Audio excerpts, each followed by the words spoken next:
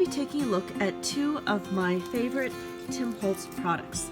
We're going to be looking at Distress Collage Medium Crazing and Distress Crackle Paint Clear Rock Candy. Starting with the Collage Medium, it says on the bottle, Tim Holtz Distress Collage Medium Crazing is Crackle Craze Gel Medium, ideal for gluing, layering, and sealing multimedia projects, applied directly on porous surfaces only. So right away, we know that there's a big difference between these two products. The Collage Medium Crazing will work best over porous surfaces. Now, looking at the Distress Crackle Paint, this one says, decades of distress in one step. Tim Holtz Clear Distress Crackle Paint is a unique one-step paint that cracks as it dries. Create a nostalgic, clear, cracked finish over artwork, stamped images, and photos. Use on cardstock, chipboard, paper mache, and more. Dries to a porcelain-style crackle. So immediately, we see that this one has the potential to be used over more surfaces. So today, we're going to take a look at 3 different surfaces and see how these react. We've got a couple of pieces of chipboard with some collage over the top. Then we've got 2 pieces of Ranger Tim Holtz cardstock. And we also have a couple pieces of acetate. Now we know that the crazing will not work on the acetate, but I have found that the crackle paint can work wonders over acetate. Let's go ahead and take a look. So to start with, we're going to put on some of the Distress Collage Medium Crazing onto 2 of our pieces. Just opening up the jar, we find that it's nice and smooth, just like the regular Collage Medium. So I'm going to grab a paintbrush and apply a thin coating over the top of these 2 pieces. I'm going to start with the chipboard with the collage paper, and I'm just going to gently brush this on.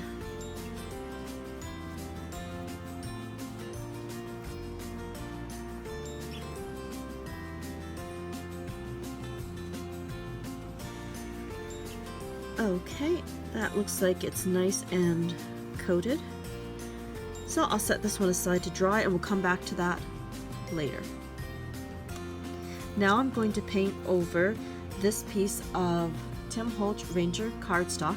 This has a layer of distress paint on it as a base coat, and for that I used some speckled egg. Let's add our crazing. So again, I'm just going to put a thin coat over the top and we'll set that aside to dry.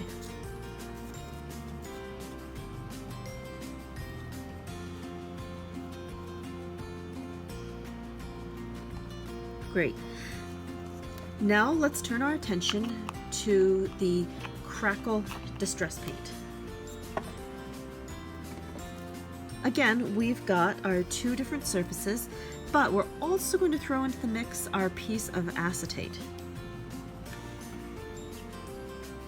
So quickly cleaning off the brush, let's dip into the crackle paint. But first, the directions say that we need to give the bottle a good shake. Okay, I've got that shaken. Now on this bottle, I like to keep a layer of press and seal because when this medium dries around the edges, it can get very tacky and super sticky. So I give myself the extra protection of the layer of press and seal. And I'll just quickly scrape some of the extra off of that. Okay. So I'll start with the chipboard piece and we will add some crackle paint. For this one, I like to put on a very generous helping to make sure that the entire piece is very well coated. I found that you want about a 2 to 3 millimeter layer of the crackle paint.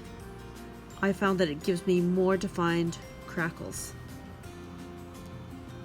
And you can see it goes on kind of opaque with a slightly whitish blue tint, but that's going to dry and crack clear.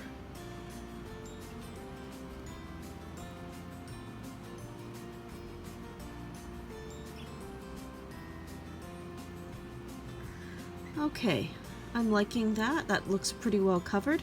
So again, we'll set this aside to dry. Now we're going to cover our next piece that has the Ranger Tim Holtz cardstock and the layer of distress paint. So again, getting a nice dollop onto my brush, we'll smear that onto our substrate and wait for it to dry.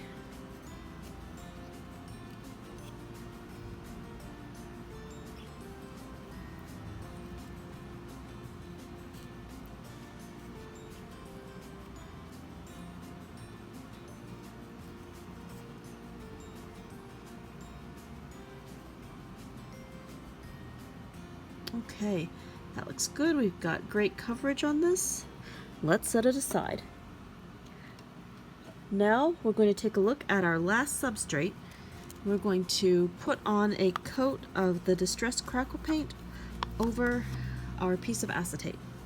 And again, I'm going to take a nice brush full and paint it onto my substrate.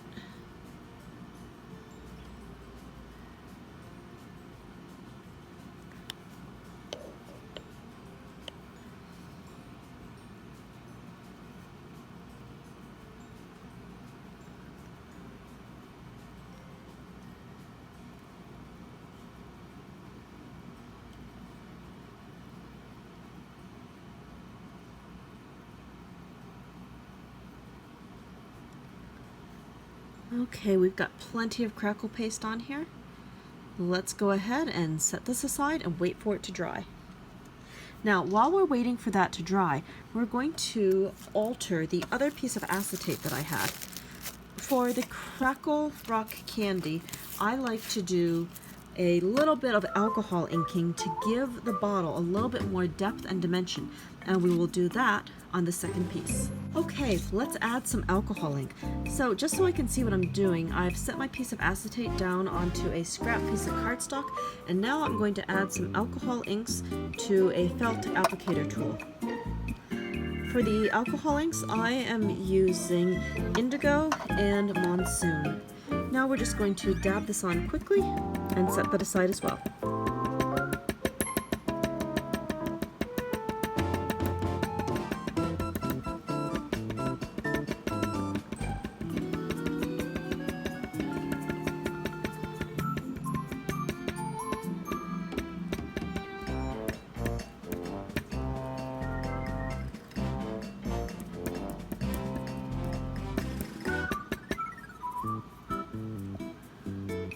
Okay, that is nicely covered.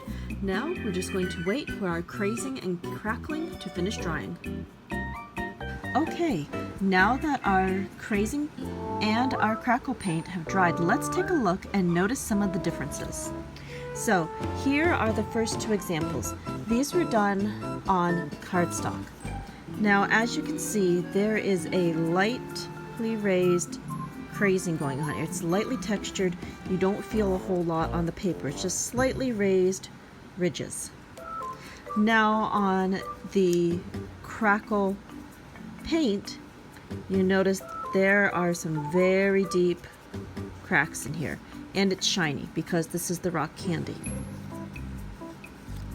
So those would be the biggest differences. I think this gives you a bit more texture, but it's all going to depend on what effect you're going for when you're creating. Now, what do we do with these after they're all nicely crazed and cracked?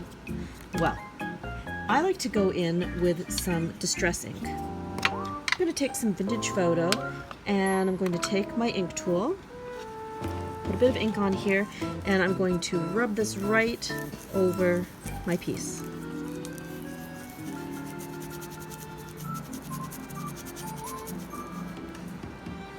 Now I'm going to take my fingers and rub.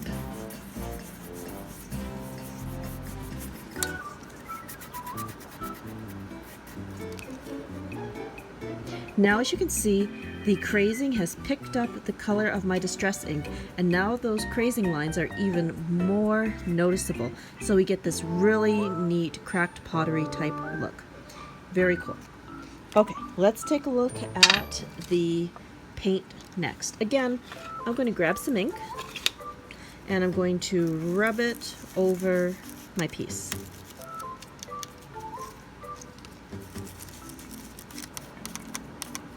Okay, and I will take my finger and rub in the ink that is still on the surface. I want to rub the ink in with my finger because it will then get smushed into the little cracks and give us a more noticeable texture on here. If you don't want to rub with your finger, you could take another piece of blending foam that's clean and rub it in, but I really find that using your fingers to push the ink into the cracks gets a much nicer effect. And again, we can see that the ink has been pushed into the spaces in between the cracks to give us this really cool vintagey look. Pretty neat.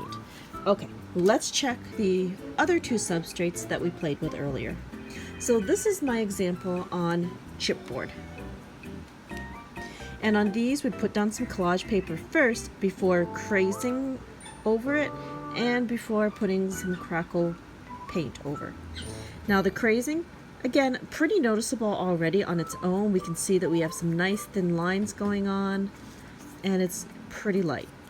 Now the paint, that cracked. We have got this amazing glass shard look going on this piece, which looks really cool.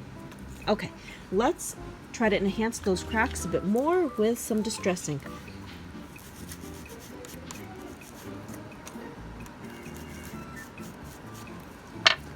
Okay, and I'll rub that in with my fingers.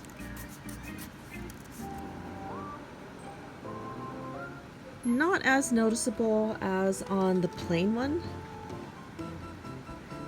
but it still adds an interesting texture. I think I will do one extra layer with a vintage photo.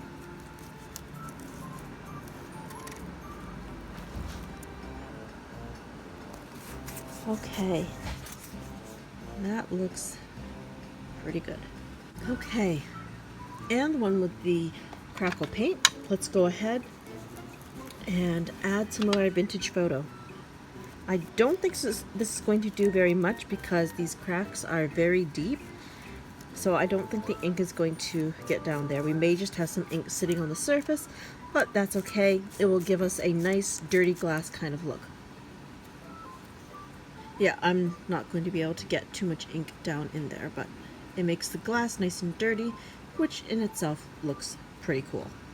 Okay, let's take a look at our last substrate.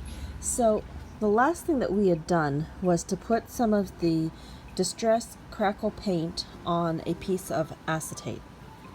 That has cracked beautifully. Now, the only problem with the acetate, it is a slick surface, so if I don't do something to seal this in, it will flake off the plastic since there isn't really anything for the Crackle paint to stick to. So what I've done is I cut a second piece of acetate and I inked it with some alcohol ink, and we're going to quickly glue this over the top to keep our Crackle in there, and this will give us another piece to work with. Okay, let's put some glossy accents on our second piece of acetate. So I'm not going to completely cover this with glossy accents. I'm just going to put enough down so that it will stick to our other piece. Okay, that should be good. And we'll just take that, move this over here, and we'll flip this onto here. There we go. And we'll set that aside and let it dry. While we're waiting for that piece to dry, let's go ahead and finish up with two of our other pieces. We're going to use this piece with the Crackle paint on it, and we're going to use this piece with the Crazing. These will make lovely additions to a couple of cards. Now, I did these cards off camera and had these all ready to go so that we can just add some embellishment and move on from there. So I'm going to take some of my collage medium and I'm going to quickly glue the back of my first bottle.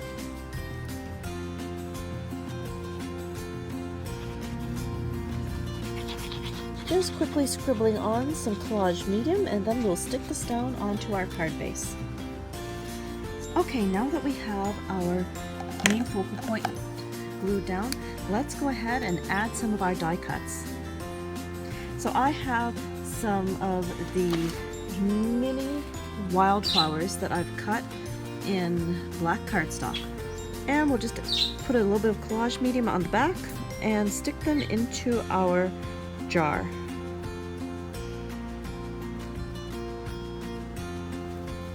So I'll take that one and put that over here. Looks good. And we'll take this one as our next piece. Stick a little bit of glue on it.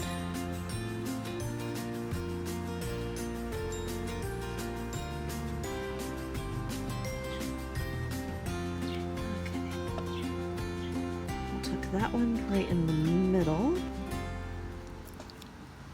Okay, and I have a nice little leafy bit that will stick out on the other side.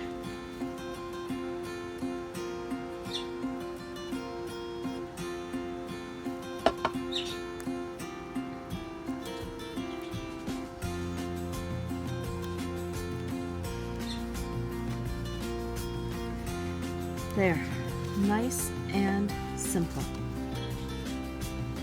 So that's how we can use some of our Crazing embellishments to create a quick and easy card.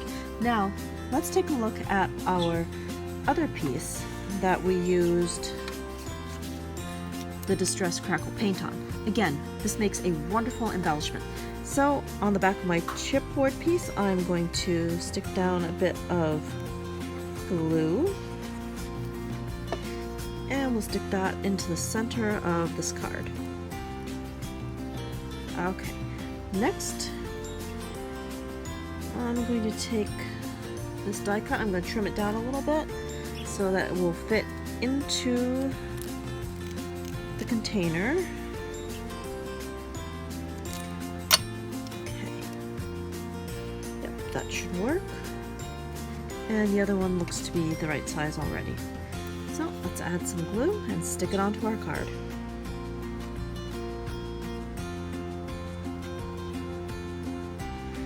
I love the Collage medium since it dries so quickly.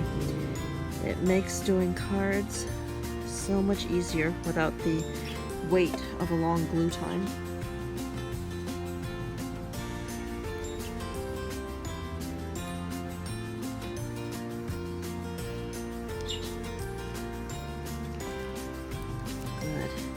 Okay, and we'll stick this other little piece off to the side.